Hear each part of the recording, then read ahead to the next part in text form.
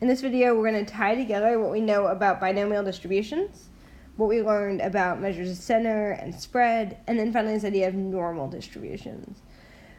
We're going to be looking at here Loyola's 2018 incoming class. Loyola admitted 1,040 students that year. And so looking at these 1,040 students that were admitted, we're going to take into account a figure that was released the same year that said approximately 75% of private university students will graduate with student loans.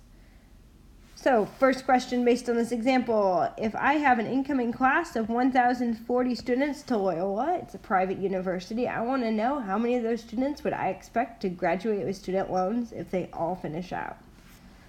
To find that expected value, all I need to do is take 75% of 1,040, so I take 0.75 times 1,040. Just as a reminder, this is the same as 1,040 times 0.75, either order you want to do it in. And this will give me 780. So out of the 1,040 students coming into Loyola in 2018, if all of them finished out, I'd expect about 780 of them to graduate with student loans. Now, not all of them would happen, right? I mean, it might be kind of lower, it might be a little bit higher, and so to find that out, I'm going to go ahead and calculate standard deviation. To find my standard deviation, I go ahead and I plug it into that formula I have. I have square root of n times p times 1 minus p. And so if I take 1 minus 0.75, I'd get 0.25. And so doing this here, I get 13.96. We normally keep 2 decimal places for standard deviation. Because I'm feeling a little lazy today, I'm going to go ahead and round it. We'll put approximately equal to. Now I want to be clear here that what we're saying is we had 1,040 students coming into Loyola that year.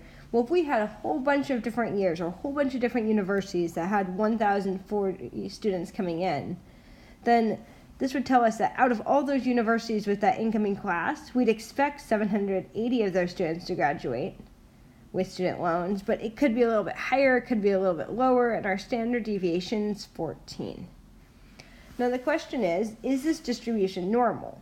And to answer that, I need to go ahead and check my conditions. Remember, to find out if something's normal, I need to make sure with binomials that n times p is greater than or equal to 15, and that n times 1 minus p is greater than or equal to 15. This would be checking that the number of kids with student loans is over 15, and this is checking that the kids without student loans is over 15. To do this, I go ahead and plug in my numbers. Luckily, I've already taken n times p, that was 780. 780 is definitely bigger than or equal to 15, so I'm golden there.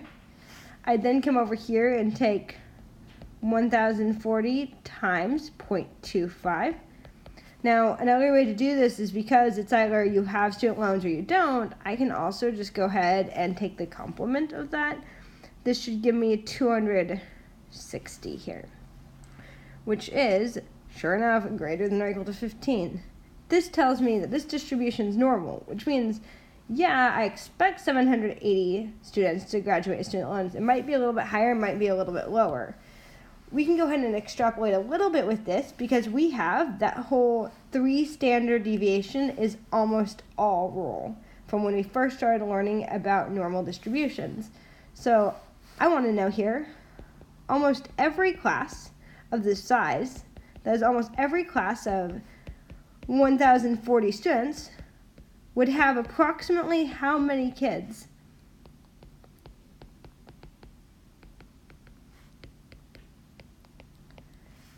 That graduated with loans.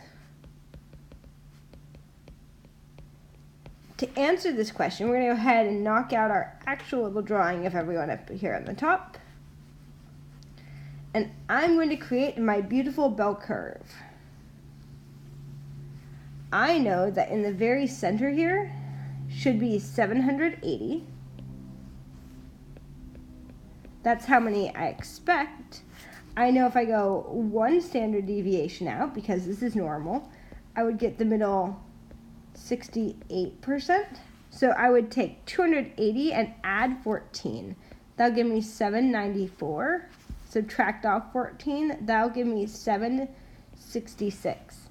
So I expect, if I have a whole bunch of incoming classes of 1,040 students, that 68% of all those classes would have between 766 and 794 graduating with student loans.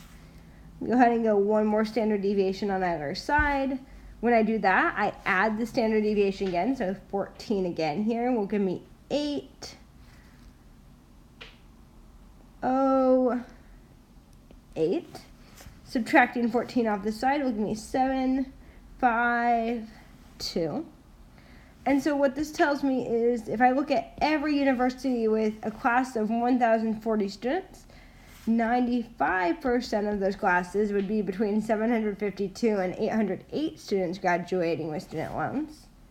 And finally, if I go one more out here, this is my 3 standard deviations. I'm going to add 14 one more time, get 822. Subtract 14 off one more time, get 738. And what this tells me here, this is 3 standard deviations on either side, that almost every group of students of this size is going to have somewhere between 738 and 822 of their students graduating with student loans. This is why knowing it's normally distributed is super useful and allows me to go ahead and say, okay, yeah, I would expect 780 students to graduate with student loans, but in reality it might be all the way 3 standard deviations below at 738, or all the way 3 standard deviations above at 822.